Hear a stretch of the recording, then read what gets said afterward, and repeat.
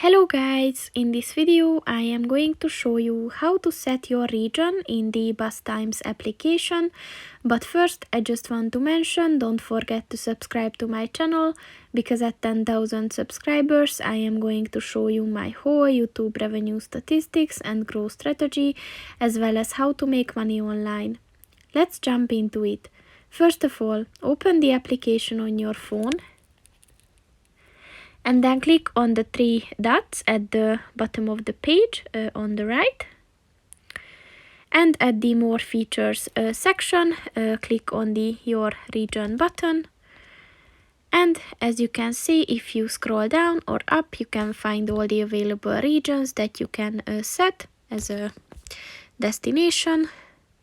So just click on the one that you want to use and it is set.